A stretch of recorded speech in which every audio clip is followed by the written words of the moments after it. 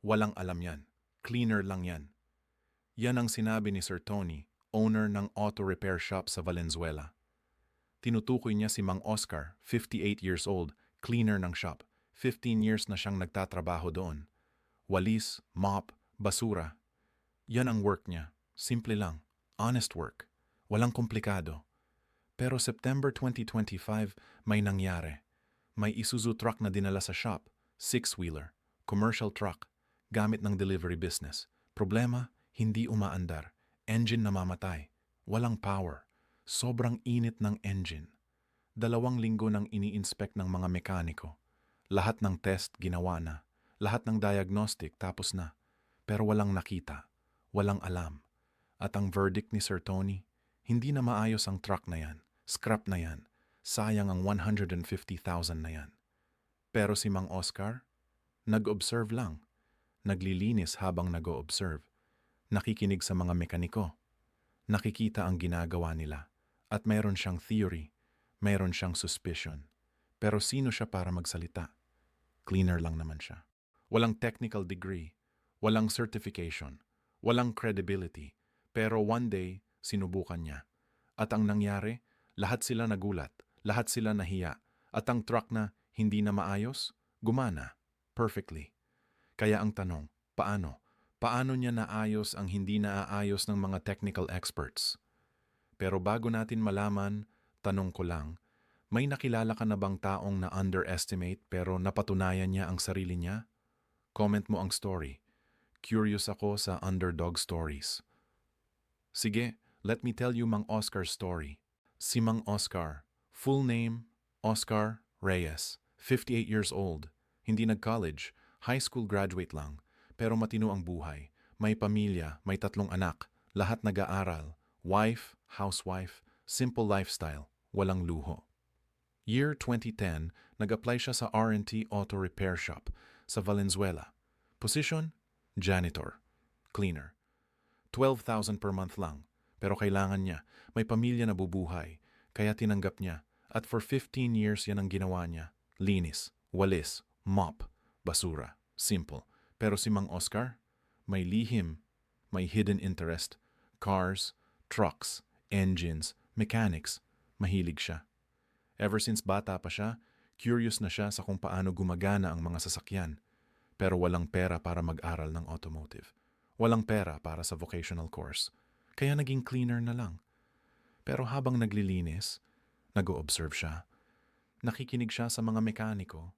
Nanonood siya kung paano nila in-diagnose ang problems. Nanonood siya kung paano nila in-repair. At sa 15 years, marami na siyang natutunan. Hindi formal education. Self-taught lang, observation lang, experience lang, pero practical knowledge. Working knowledge. Alam niya ang sounds ng engine problems. Alam niya ang symptoms ng electrical issues. Alam niya ang signs ng transmission failure. Pero syempre, sino siya para magsalita? Cleaner lang, walang papel, walang certificate.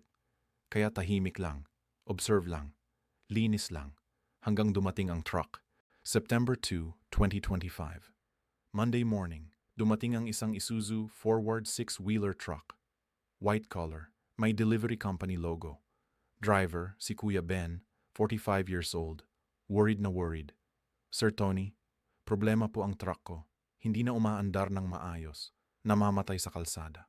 Walang power. Mainit na mainit ang engine. Si Sir Tony, owner and chief mechanic, nag-inspect. Initial check. Engine oil level, okay. Coolant level, okay. Battery, okay. Pero when they started the engine, may kakaiba. Tumutunog ng weird, nauulol, tapos mamamatay. Then start ulit. Then mamamatay ulit. Sir Tony, Kuya Ben, iwan mo muna dito. I-diagnose namin yan ng maayos. Kuya Ben, Sir, kailangan ko po yan. Delivery truck ko po yan. Panghanap buhay ko. Sir Tony, I understand. Give us 3-4 days. So iniwan ni Kuya Ben ang truck at nag-start ang diagnosis. Day 1-2, nag-check sila ng fuel system. Fuel pump, okay. Fuel filter, clean. Fuel injectors, okay. Day 3-4, nag-check ng electrical system. Alternator, mice, okay. Wiring, okay. Sensors, okay. Day 5-6, nag-check ng cooling system. Radiator, okay. Water pump, okay. Thermostat, okay. Day 7, nag-check ng air intake. Air filter, clean. Throttle body, okay. MAF sensor, okay. Lahat ng basic systems, checked. Lahat ng common problems, ruled out. Pero ang truck, hindi pa rin gumagana ng maayos. Week 2, nag-try ng advanced diagnostics. Computer diagnostic scan. Error codes, wala. Compression test, okay. Timing, okay. Lahat ng tests, pass. Pero ang truck, problem pa rin. At eto ang weird. Minsan gumagana ng okay, minsan hindi. Inconsistent, unpredictable, frustrating. Day 10. Si Kuya Ben bumalik. Sir, ano na po? Sir Tony. Kuya Ben, honestly, hindi namin ma-identify ang problem. Lahat ng checks, ginawa na namin. Pero walang makitang sira. Kuya Ben. Sir, ano po ba yan? Brand new pa yan 2 years ago. 1.5 million po bili ko dyan installment. Hindi naman dapat masira yan agad. Sir Tony. Sorry kuya. Pero suggestion ko, benta mo na lang as scrap. 150,000 siguro kikitain mo. Tapos bili ka na lang ng bago. Kuya Ben, devastated. 150,000 lang from 1.5 million? Sir naman. Sir Tony. Kuya, yan ang reality. Hindi na maayos yan. Trust me. At yan ang official verdict. Hindi na maayos. Scrap na lang. Pero si Mang Oscar, narinig niya lahat. At may theory siya. Habang naglilinis si Mang Oscar sa shop, nag-iisip siya. Lahat ng systems, okay, pero may problema pa rin. Inconsistent. Minsan okay, minsan hindi. Ibig sabihin, hindi constant ang problem. Kung hindi constant, hindi internal sa engine. Baka external. Baka environmental. Baka something simple lang. At naalala niya ang symptoms. Engine tumutunog ng weird.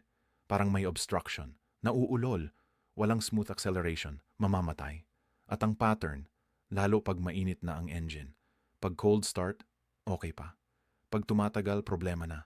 Thermal issue, heat-related, at bigla siyang nag-connect ng dots. Heat, obstruction, inconsistent, wait. Naalala niya ang isang repair na napanood niya 8 years ago. Iba't ibang truck, similar symptoms. Ang problem noon, simple lang. Exhaust system, may blockage sa muffler.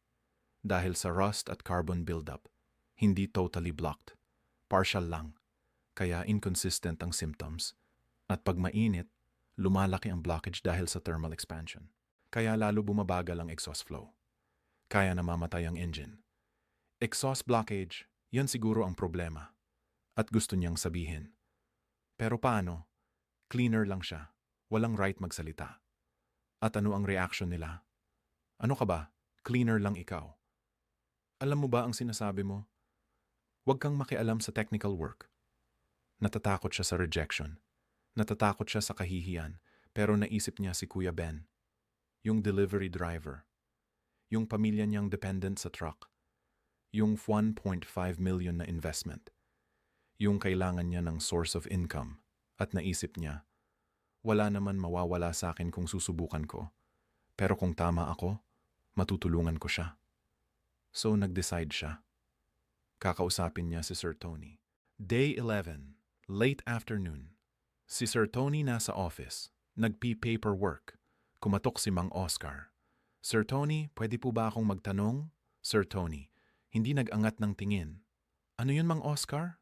Mang Oscar, Sir, yung truck po, yung Isuzu. Sir Tony, ngayon nag-angat ng tingin. Curious. Ano sa truck? Mang Oscar, Sir, nakikinig lang po ako habang nag-aayos kayo at may napansin po ako. Sir Tony, nagsimula ng mag-smirk. Napansin? Ikaw? Mang Oscar.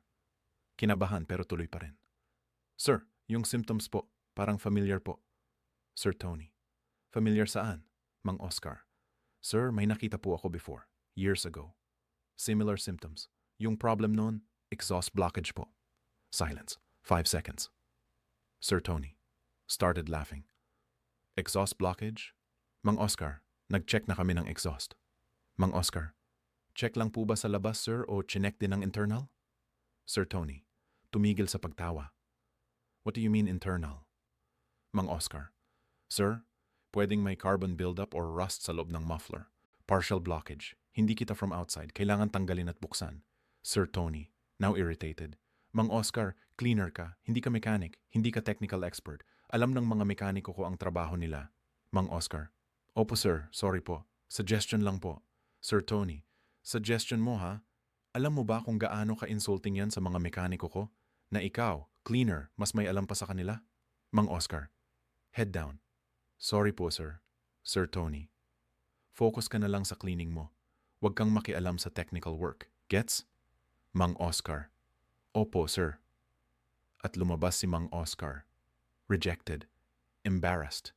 Pero convinced pa rin na tama siya. Kaya gumawa siya ng decision. Isang desperate decision. Gagawin niya on his own. Without permission. Day 12, Saturday. Shop closed on Sundays. So ngayong gabi, last night bago mag-Sunday, mga 11 p.m. Lahat ng tao umuwi na. Nag-iisa si Mang Oscar sa shop. May susi siya kasi cleaner siya. May access. At nandoon ang truck. Nag-prepare siya ng tools. Wrench, socket set, jack, gloves, flashlight. Hindi siya mechanic, pero alam niya ang basic tools. Alam niya kung paano tanggalin ang exhaust parts. Kasi napanood niya ng libu-libong beses. Nagsimula siya. Step 1, jack up the rear. Kailangan niya ng access sa ilalim. Step 2, locate the muffler. Nasa likod ng truck. Big cylindrical part. Step 3, unbolt. May 4 na bolts connecting the muffler sa exhaust pipe. Mahirap, tight, pero determinado siya. After 30 minutes, natanggal na ang bolts. Step 4, remove the muffler. Heavy, mahirap, pero kinaya niya. Step 5, inspect. Binuksan niya ang muffler at nakita niya. Bingo! May malaking buildup ng carbon deposit sa loob. Almost 60% blockage. Rust din. Accumulated over years. Hindi kita sa labas, pero sa loob, grabe ang blockage. Ito na nga, sabi niya sa sarili. Step 6, clean. Gamit ang wire brush, chemical cleaner, compressed air. Hinugasan niya, binrush niya, tinanggal lahat ng carbon. Lininis lahat ng rust. After 2 hours, totally clean na ang loob.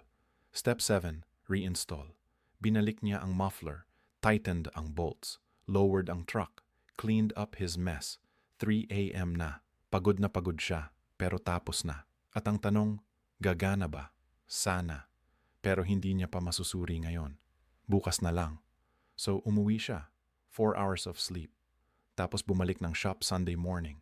Supposedly day off niya. Pero may purpose siya. Sunday, 10 a.m. Si Mang Oscar bumalik sa shop. Opened it. Walang ibang tao. Perfect. Lumapit siya sa truck. Deep breath. Lord, sana gumana. Started the engine. Vroom! Smooth start, steady idle, walang weird na tunog, walang nauulol, steady lang, smooth lang. Okay, so far so good. Tinest niya. Accelerate. Rev the engine. Smooth response. Walang hesitation. Walang mamamatay. Perfect. Pinatakbo niya ng 10 minutes. No problem. Pinainit niya ang engine. Operating temperature. Still no problem. It worked. Oh my God, it worked. At that moment, may pumasok. Si Sir Tony. Mang Oscar, bakit ka nandito? Day off mo ngayon. Mang Oscar, gulat. Sir Tony, Sir Tony, noticed the truck engine running. Bakit umaandar ang truck? Mang Oscar, Sir, I fixed it. Sir Tony, you what? Mang Oscar, Sir, yung sinabi ko about exhaust blockage, tama po. Tinest ko po last night. May blockage nga po sa loob ng muffler. Nilinis ko po. At ngayon po, gumana na. Sir Tony, shocked, speechless, walked towards the truck, listened to the engine, smooth, perfect, no issues. Tested it himself, accelerate, smooth, no problem. 10 minutes test run, perfect. Turned off the engine. Looked at Mang Oscar. How did you know? Mang Oscar. Sir, nakita ko na po before. Similar case, 8 years ago. Naaalala ko lang po. Sir Tony, mixed emotions, impressed, but embarrassed, nahiya, kasi mali siya. Tama ang cleaner. Mang Oscar, I'm sorry I doubted you, I insulted you, but you were right. You saved this truck. Mang Oscar, okay lang po sir. Importante, naayos natin. Sir Tony, we? No, you. You fixed it. Hindi kami. At that moment, humility. Realization. Na hindi credentials ang measure ng knowledge, hindi position ang measure ng capability. Experience, observation, dedication, yan ang measure. Monday, day 13, tinawagan ni Sir Tony si Kuya Ben. Kuya Ben, good news, naayos na ang truck mo. Kuya Ben, seryoso sir? Paano? Sir Tony, long story, but it's fixed. Perfectly. Kuya Ben rushed to the shop, tested the truck. Gumana nga, perfectly smooth. No problems. Tears of joy. Sir Tony, salamat po talaga.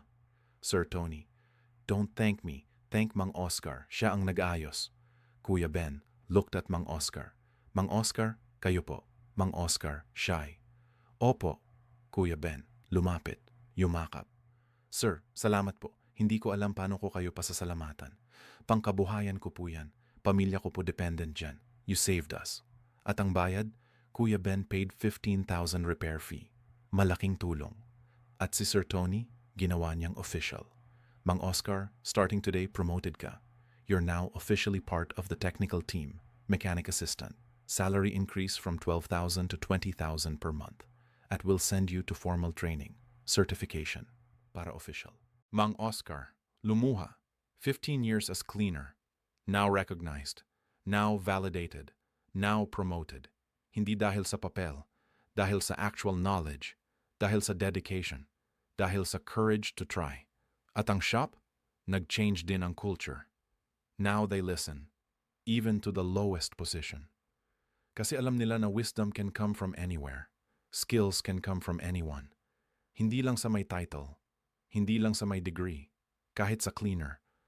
Basta may knowledge, basta may experience, basta may heart. Kaya yan ang story ni Mang Oscar. Cleaner na na-underestimate. Walang alam ang cleaner. Yan ang akala nila. Pero siya lang ang nakaayos. 15 years of observation, 15 years of self-study, 15 years of silent learning. Hindi na sayang. At ang lesson? Never underestimate anyone based on position, based on title, based on educational background. Kasi hindi yan ang measure ng capability. Ang measure ng capability? Dedication, willingness to learn, courage to try. At yung truck na hindi na maayos, gumagana perfectly, 150,000 scrap value, naging 1.5 million functional truck ulit, one cleaner, one midnight repair, one simple solution na overlooked ng lahat. Kaya sa lahat ng nandyan na feeling underestimated, feeling undervalued, feeling na wala akong alam, you have value, you have knowledge, you have capability. Huwag ka susuko, huwag ka mag-doubt sa sarili mo, kasi minsan, ikaw lang ang makakakita ng solusyon. Ikaw lang ang may courage to try. At yan ang magbabago ng lahat. Kaya mga pakiusap, mag-subscribe kung na-inspire ka. Mag-comment kung may similar story ka na na-underestimate ka, pero napatunayan mo ang sarili mo. Share your underdog victories. Let's celebrate each other. At I share ang video na ito sa mga kakilala mong nangangailangan ng inspiration. Baka may makatulong tayo today. Salamat sa panonood. Hanggang sa next inspiring story. Remember, your position doesn't define your capability. Your heart does.